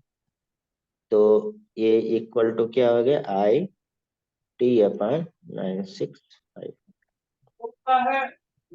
ठीक है, इस पे समझ रहे हैं, इस पे लगा दीजिए। ठीक। तो आंसर सारे आने लगेंगे। ठीक है, फैराडे फर्स्ट लाया ये। जैसे एक्स की वैल्यू क्या क्या ले सकते हैं, थोड़ा सा यहाँ के लिए। एक्स जैसे मोनोवैलेंट है, मोनोवैलेंट, तो मोनोवैलेंट में एक्स की वैल्यू कितना लेंगे, अरे 1 लेंगे। कोई भी मोनोवैलेंट आइटम है तो 1 वैल्यू। जैसे आप कह सकते हैं, यानी ठीक है, पोटेशियम हो गया, हाइड्रोजन हो गया, ये सब आते हैं मोनोवैलेंट। डाईवैलेंट में X2 लेंगे। हाँ X2, या बाईवैलेंट या डाईवैलेंट, जो भी बाईवैलेंट लिखते हैं, एक्स की वैल्यू 2 लेते हैं। तो इसमें जैसे एग्जांपल थोड़ा सा लिख देते हैं, कॉपर हो गया, जेडेन हो गया, निकिल हो गया, जो क्वेश्चन आपको मिलेंगे, कैडमियम हो गया, ये सारे। ट्राईवैलेंट, ट्राईवैलेंट में एक बहुत पूछा जाता है, इसलिए ट्राईवैलेंट। एक्स की वैल्यू क्या लेंगे, 3 लेंगे। थ्री। जैसे इसमें मोस्टली सबसे ज्यादा क्वेश्चन एल्युमिनियम पे आता है, और क्रोमियम पे थोड़ा कम आता है, लेकिन एल्युमिनियम पे जाए। ऑक्सीजन ज्यादा पूछा जाता है, ऑक्सीजन में कितना लेंगे? For oxygen two. अभी थोड़ा इलेक्ट्रॉन का चेंज दिखाया था हमने, ऑक्सीजन का कितना आया था? Two. It's equal four. Four. हाँ। Four four. फोर। इसलिए फोर कैसे? एक मैंने बार फिर से देख, दिखा दोगे आप? ऊपर ऊपर मैंने दिखाया था अभी, जो को न्यूमेरिकल लगाया था वहां पे फोर का इलेक्ट्रॉन का चेंज हो रहा था। ये देखिए, फोर का, ये, ठीक है, फोर का हम्म। याद रखिए, ठीक है। फोर का तो यहाँ से न्यूमेरिकल भी हम लोग लगाएंगे, लेकिन अब सेकंड लॉ पहले पढ़ लेते हैं। Second law of Faraday. Faraday second law. इन्होंने सेकंड लॉ थोड़ा, मतलब पहले तो प्रॉब्लम पे बेस्ड फर्स्ट लॉ था, सेकंड लॉ थोड़ा सा एक्सटेंड करके इन्होंने बता दिया, ठीक है। अब सेकंड लॉ क्या है कि इन्होंने बोला कि अगर हम लोग बहुत सारे इलेक्ट्रोलाइटिक सेल को ऐसे अरेंज कर देते हैं, कैसे, सीरीज में, ठीक है, और उसमें सीरीज में ऐड करते हैं किसी चीज को, तो कौन सा चीज कांस्टेंट होता है? पोटेंशियल कांस्टेंट होता है कि करंट? हम्म, बताइए। सीरीज में जब आप रेजिस्टेंट अटैच करते थे सिंपल सर्किट में, तो करंट कांस्टेंट होता है कि पोटेंशियल? क्या भाई?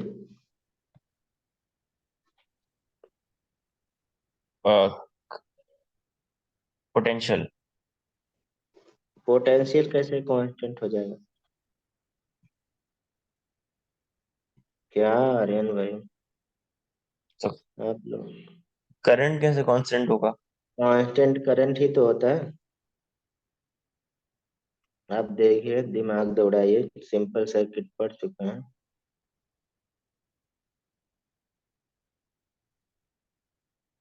सिंपल सर्किट की बात कर रहे हैं। सिंपल। सीरीज, सीरीज कॉम्बिनेशन आपने पढ़ा होगा। अच्छा वैसे। हाँ। तो उसमें करंट कांस्टेंट होता है ना। हम्म। जैसे मुझे लगा वैसे कह रहे हो कि मतलब अगर एक ही रेजिस्टेंस है तो, क्योंकि वैसे वोल्टेज तो सीरीज की में, पोटेंशियल डिफरेंस तो उस पर डिपेंड करेगा ना, बैटरी पे। हम्म और करंट उस पर डिपेंड कर रहा है रेजिस्टेंस पे। जब सीरीज में अटैच करते सीरीज कॉम्बिनेशन, तो वहाँ आप मतलब कि एक ही करंट सब में जाने देते हैं ना। हम्म। और जब पैरेलल में अटैच करते हैं तो करंट डिवाइड हो जाता है, I1 I2 वगैरह, पोटेंशियल वहां पे कांस्टेंट हो जाता है। ऐसे ही तो करते थे। देखिए, नहीं बता रहे तो हमने लिख दिया पूरा, नहीं तो हम डायरेक्ट कर लेते, कोई लिखने का मतलब नहीं। Electrode must be same. यहाँ पे बोल रहा है अगर हमारे पास सेम इलेक्ट्रोड है और यहाँ पे सेम करंट पास हो रहा है, सीरीज में अटैच कर देते हैं किसको? बहुत सारे सेल को, तो उसमें क्या होगा? वेट अपॉन इक्विवेलेंट क्या होगा? कांस्टेंट होगा, सब में इक्वल होगा। जैसे इसमें हमने ऐसे सीरीज में अटैच करने के लिए ऐसे लगा दिया, ये वन हो गया, ये टू हो गया, और इधर वाले को अटैच करेंगे, इधर से अटैच कर देंगे, ऐसे थ्री हो गया। बहुत सारे हम लोग बना सकते हैं ना। तो इधर से मान लीजिए करंट जा रहा, आई, सब में ऐसे फ्लो होगा, इधर भी करंट आई आई आई ना। तो इसमें टू थ्री, तो इसकी वैल्यू मान लीजिए W1 है, वेट इसमें W2 है, इसमें W3 है, तो E1 E2 E3 ऐसे मान लेते हैं। तो यहाँ पे बोल रहा है कि वेट अपॉन इक्विवेलेंट मास क्या होगा? चाहे जितना हम सीरीज में अटैच करते हैं क्या होगा? कांस्टेंट होगा। नहीं, यही हमने ऊपर लाइन में लिखा है बस। if if same quantity of electricity is passed through two or more electrolytic cell connecting in series for a same time, the gram equivalent of substance deposit are liberated at different electrode must be same होगा या constant होगा। ठीक है। W अपन E क्या है, constant है। यही क्या है, सेकंड लॉ ऑफ फैराडे है, यह इलेक्ट्रोलिटिक का सेकंड लॉ। यहाँ पे आप W1 के रूप में लिख सकते हैं, W1 upon E1 equal to W2 upon E2। यहाँ से भी क्वेश्चन आ जाता है, W3 अपॉन E3। मतलब ऐसे सो ऑन कह सकते हैं, चलता रहेगा ऐसे।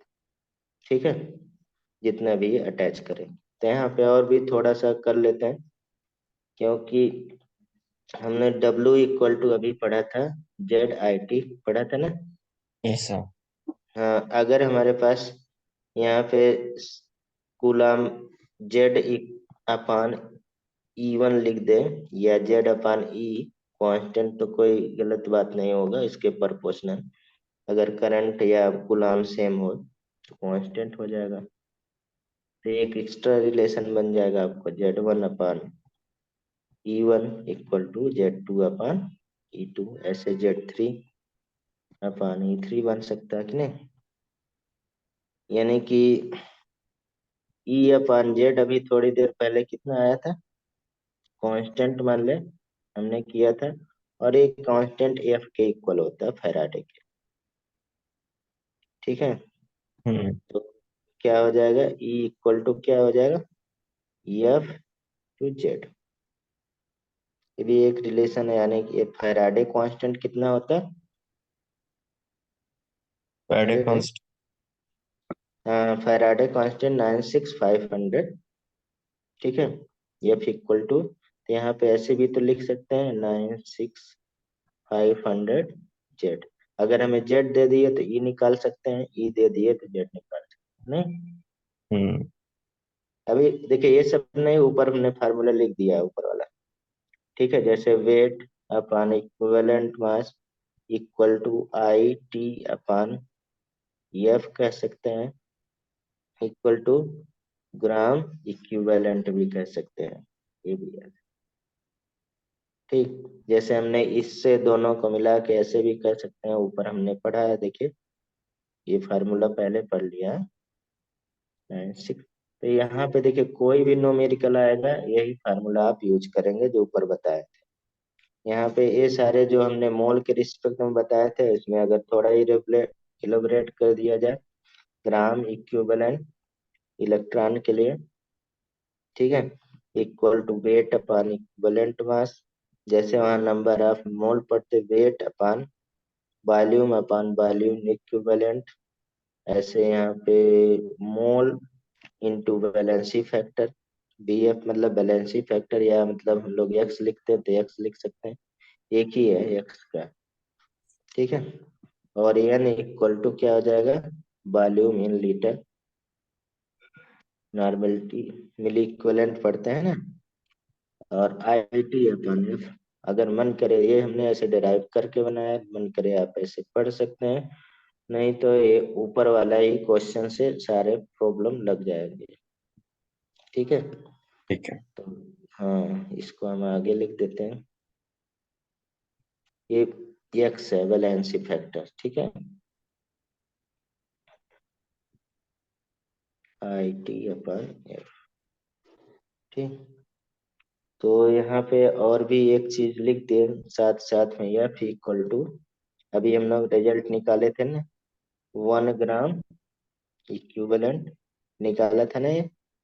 तो ये अब याद रखिए ऐसे, मोल electron, 1 mole electron, 1 mole electron कितना होता है, 6.022 इंटू 10 पे 23। पहले ही हमने ये डिराइव कर लिया electron.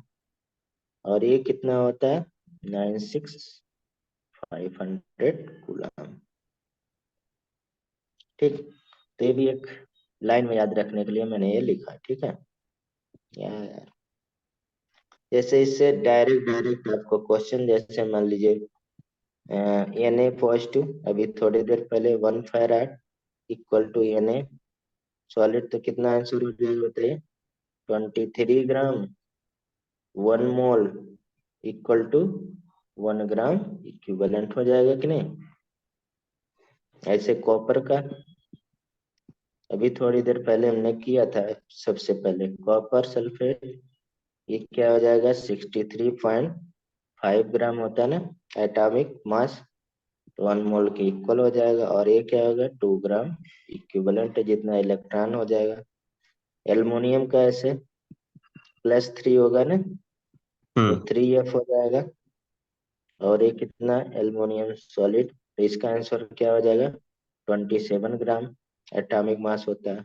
One one mole mole equal to three 3 gram gram equivalent. Equivalent, direct direct answer है।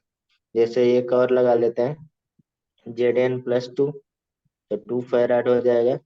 2 फैराड सॉलिड कितना होता है? जिंक का 65.39 ग्राम होता है। ठीक है, तो कितना हो जाएगा? 1 मोल 2 ग्राम इक्विवेलेंट। ठीक है, ये आंसर। तो ऐसे निकाल सकते हैं। जैसे आप एक क्वेश्चन लगाइए, इसमें देखिए क्वेश्चन ये है, ये certain current gives 0.5 gram of H2 in 2 hours, then how many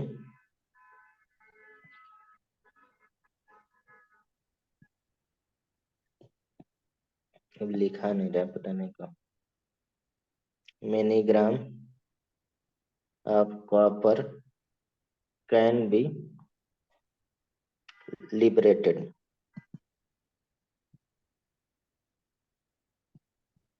if same current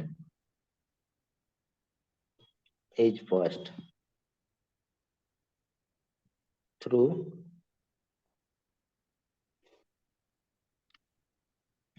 copper sulfate solution। बताइए आंसर क्या होगा? 1 सेकंड का आंसर है क्वेश्चन।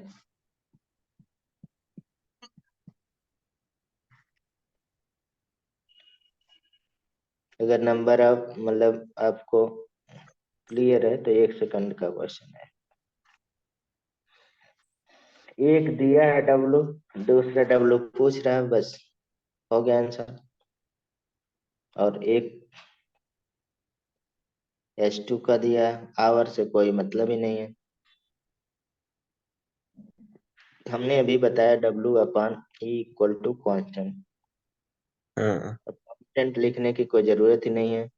W/E2 = W2/ET, जब रिलेशन आ रहा है किसी के, तो W1 की वैल्यू दिया है 0.5 ग्राम, नहीं हम्म 0.5 ग्राम।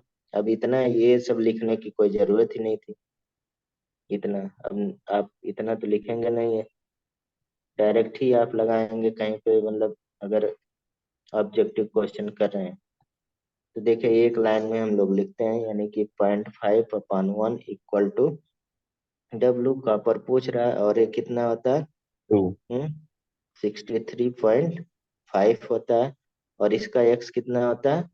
2 होता है, अभी हमने पढ़ा था। तो ये डिवाइड हो जाएगा कितना, यानी कि 0.5 इंटू कितना हो जाएगा? 31.75। 60। हाँ W = कितना आ गया? इसका हाफ कितना हो जाएगा? 15.9 हो जाएगा लगभग ना। हाँ, 16 कह सकते हैं ना, जो भी होगा। ठीक, इतना क्वेश्चन था, समझ रहे हैं? तो ऐसे क्वेश्चन आता है। अभी इसमें आपको अब न्यूमेरिकल करना है, ठीक है, इससे रिलेटेड। अब पूरा एक तरह से हम लोग पढ़ चुके हैं, ठीक है। बस इसमें हमें बैटरी पढ़ाना है थोड़ा सा, और एक मतलब कोरोजन पढ़ाना है बस। तो अभी थोड़ा सा टाइम है, 1-2 क्वेश्चन और कर लेते हैं। See, the mass of copper that will be deposited at cathode, ठीक है, cathode in electrolysis of 0.2 m solution of copper sulfate when, इसमें देखिए क्वेश्चन बहुत बड़े होते हैं ऐसे, आप एनसीईआरटी का भी देखेंगे इसे बड़े बड़े, लेकिन इसका सोल्यूशन बहुत छोटा होता है। व्हेन ए, क्योंकि पूरा बताते हैं, quantity of electricity equal to that required required to liberated या डिपॉजिटेड बोल रहे हैं 2.24 litre of H2 from 0.1 molar aqueous solution of H2SO4 is passed।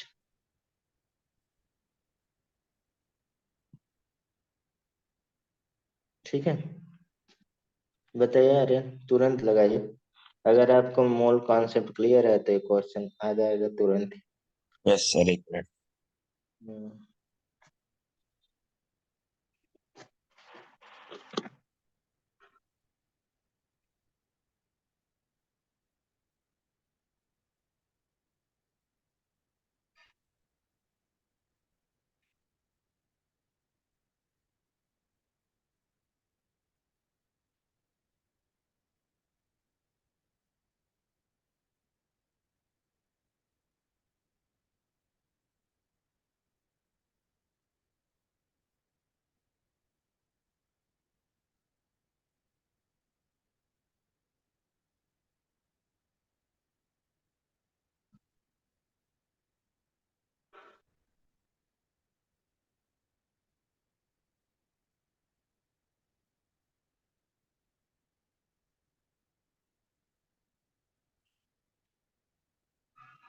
तो इसमें क्या मोल्स निकालने पड़ेंगे? मोल्स निकालने पड़ेंगे इसमें? कुछ नहीं निकालना है, आप लोग रिवाइज नहीं करते ना एक इसीलिए। एक सेकंड, एक सेकंड, एक सेकंड रुक जाओ।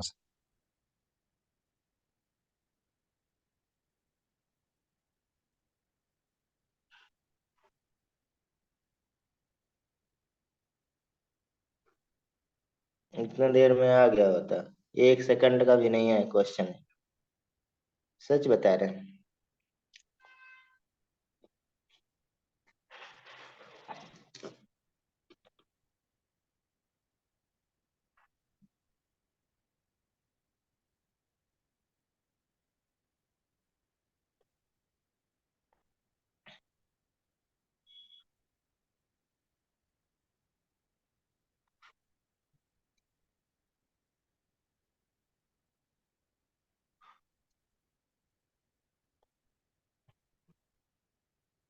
मैं बता रहा हूँ, ठीक है, ये 1-2 क्वेश्चन और लिखने हैं।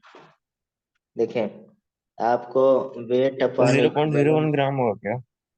नहीं देखिए, वेट अपान इक्विवेलेंट वेट कॉपर का तो लिख ही सकते हैं, ठीक है, और जो हाइड्रोजन का दिया है, वाटर का, तो ये वॉल्यूम में दिया है, यानी कि वॉल्यूम दिया है, और 22.4 होता है, और फिर इसमें एक्स से मतलब कि क्योंकि यहाँ पे कम मतलब H2 लिबरेट हो रहा है, तो इसमें भी 2 करेंगे, इसमें भी हमारे पास इक्विवेलेंट वेट वाले में भी 2 कर देंगे, तो 11.2 लीटर हो जाएगा, यानी कि 22.4 लीटर होता है ना, हाँ। तो इसमें 2 से, तो इसमें भी हमारे पास वेट हो गया, वेट पूछ रहा है, और ये 63.5/2, और इधर हम लोग कितना दिया है, 2.24 लीटर अपान 22.4 अपन 2, तो ये कितना हो गया? 11.2 हो गया। ये कितना हो गया अभी? 31.5 हो गया, 75 हो गया ना, अभी थोड़ी देर पहले किया था। ठीक, अब यही सॉल्व कर दीजिए, कितना आएगा? W sixty three equal to, point five हाँ, इतना ग्राम आएगा। हाँ, सिक्स सॉरी पर सिक्स। हाँ, इतना ग्राम आ गया आंसर। समझ रहे? एक लाइन का है। देखिए अप्लाई करना थोड़ा सीखिए फिर भी हम लोग। चलिए इसको लगाइएगा, एक दो क्वेश्चन हम लिख दे रहे हैं। क्वेश्चन जैसे इस तरह से छोटे छोटे भी क्वेश्चन पूछे जाते हैं, जैसे हाउ मच, आपके बुक में दिया है एनसीईआरटी के, उसमें भी इस तरह से क्वेश्चन आप कर लीजिएगा। Electric charge is required to oxidise,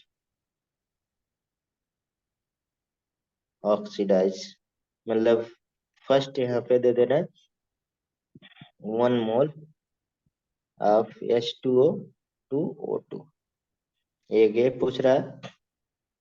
दूसरा इसमें पूछ रहा है 1 मोल ऑफ EFeO2Fe2O3। ठीक है, ये आपको होमवर्क दे रहे हैं करना, भी हम पीडीएफ फिर से शेयर करेंगे। ठीक है, ये हम्म। आप इत्मीनान से करिएगा। दूसरा यहाँ पे फिर नहीं आएगा तो फिर लगाएगा। आप ऊपर वाला भी करिएगा, दूसरा क्वेश्चन इसमें। दूसरा क्वेश्चन इसमें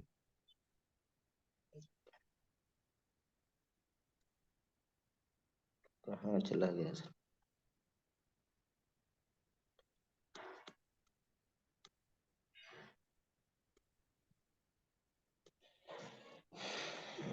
दूसरा question, 1 Faraday of electricity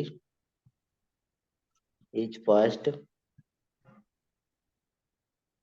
in 3 electrolytic cell containing aqueous solution of NaCl, CaCl2 and AgCl, AlCl3 लिख दीजिए, मैं 3 लिख दिया।